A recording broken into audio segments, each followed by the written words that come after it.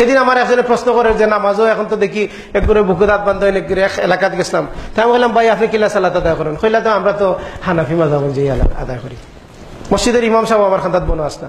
আমি বললাম অবশ্যই না, আপনি মাযহাব অনুযায়ী সালাত আদায় করিয়া আপনি সালাতের আল্লাহর কাছে গ্রহণযোগ্য করতে পারতা না। কারণ আল্লাহ সুবহানাহু ওয়া তাআলা কইছেন সালাত আদায় করবার লাগিয়া, আর এই সালাত কিলা আদায় করতে রাসূল সাল্লাল্লাহু আলাইহি সাল্লাম কইছেন সল্লু কামা রাআইতুমুনি উসাল্লি, আমারে যারা সালাত আদায় করতে দেখরা ওলা সালাত আদায় করো। এখন আপনি যে সালাত আদায় করেন এই সালাত রাসূলের সালাতের লগে মিলাইতে হইব।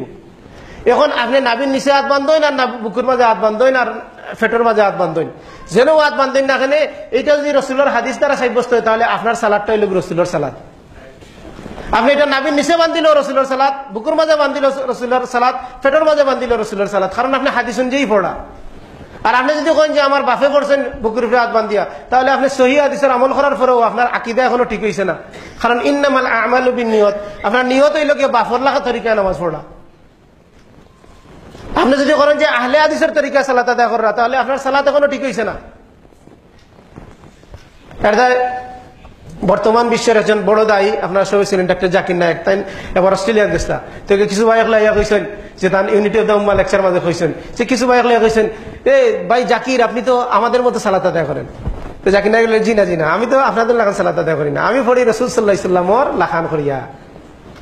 আপনি যেভাবেই সালাত আদায় করেন না কেন আপনার সালাতটা রাসূলের সালাতের লাখান হইতে হইব। রাসূলের সালাতের রাসূল সাল্লাল্লাহু আলাইহি ওয়াসাল্লাম কইছেন কেউ সালাত আদায় করবো তার সালাত 10 ভাগের 1 ভাগ হইব, 9 ভাগের 1 ভাগ হইব, 8 ভাগের 1 ভাগ হইব। কেউ পুরাপুরি হইব, কেউ একটু কম হইব, কিন্তু মিল থাকতে হইব কার লগে? রাসূল সাল্লাল্লাহু আলাইহি ওয়াসাল্লামের লগে। রাসূল সাল্লাল্লাহু আলাইহি ওয়াসাল্লাম কইছেন কেউ সালাত আদায় করবো, সালাত আদায় করে সালাত সুর হইব। সালাত সুর আমরা দেশে অনেক দেখা যায়। সালাত সুর মানে কি তার রুকু সিজদা চুরি করা। রাসূল সাহাবায়ে কেরাম বললেন ইয়া রাসূলুল্লাহ সালাত একবার চুরি করার বিষয় নেই, কইলা সালাত চুরি লগিয়া যে রুকু সিজদা চুরি করে।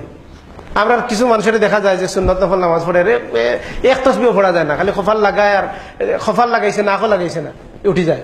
এটাই লাগে সালাত চুরির নামাজ। আল্লাহ রাসূল সাল্লাল্লাহু আলাইহি ওয়াসাল্লামের সামনে এক ব্যক্তি 3 বার সালাত আদায় করছেন। আল্লাহ রাসূল কইছেন যাও তুমি নামাজ পড়ছো না, ইরজি সাল্লি ফা ইন্নাকা লাম তুসাল্লি, তুমি ফিরিয়া যাও, তুমি সালাত আদায় করো, তুমি তো সালাত আদায় করো নাই।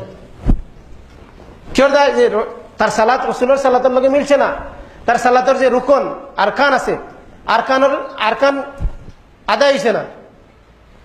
এতে আপনি যেভাবেই সালাত আদায় করেন না কেন আপনার সালাত রাসূলের তরিকা হইতে হইব। রাসূল সাল্লাল্লাহু আলাইহি ওয়াসাল্লামের তরিকা হইলি, রাসূল সাল্লাল্লাহু আলাইহি ওয়াসাল্লামের পদ্ধতি হইলে হয়তো ইন খৈরা ও হাদিস সহিহ, ইন খৈরা ও হাদিস সহিহ, ইন খৈরা যে বুকুর উপরে হাত বান্ধার সহিহ, ইন খৈরা নাভির নিচে হাত বান্ধার সহিহ, ইন খৈরা ফেটো হাত বান্ধার সহিহ, এগুলো ইখতিলাফ আছে। কিন্তু যে এটা রাসূলের তরিকা যদি হয় তাহলে আল্লাহ সুবহানাহু ওয়া তাআলার কাছে গ্রহণযোগ্য হইব। আর এটা যদি কইন আপনার বাপ দাদার, এটা যদি কইন আপনার মাযহাবর, এটা যদি কইন আপনার দলর, এটা যদি কইন আপনার আহলে হাদিসর, এটা যদি কইন আপনার সালাফি সালাত, এই সালাত আল্লাহ সুবহানাহু ওয়া তাআলার কাছে গ্রহণযোগ্য হইতো না। সালাত আদায় করতে হইব রাসূল সাল্লাল্লাহু আলাইহি ওয়াসাল্লামের লাখান, আপনি যেভাবেই পড়েন না কেন। এতে হইব আল্লাহ সুবহানাহু ওয়া তাআলা সূরা মুহাম্মদর 33 নম্বর আয়াত আল্লাহ সুবহানাহু ওয়া তাআলা কইছেন ইয়া আইয়ুহাল্লাযীনা আমানু আতিউল্লাহ ওয়া আতিউর রাসূল ওয়ালা তুবতিলু আমালাকুম। হে ঈমানদারগণ তুমি তাই আল্লাহর আনুগত্য করো, রাসূলের আনুগত্য করো, আর তোমাদের আমল সমূহরে নষ্ট করিও না। সম্মানিত উপস্থিতি, আপনি যে আমলটাই করেন না কেন এই আমলটা যেন রাসূল সাল্লাল্লাহু আলাইহি সাল্লামের তরিকায় হয়। রাসূল সাল্লাল্লাহু আলাইহি সাল্লামের সবথেকে ভালো করে যারা মানছেন তারার তরিকায় হয়। সবথেকে ভালো করে খারাপ মানছেন সাহাবায়ে কেরাম রাদিয়াল্লাহু আনহু আজমাইন।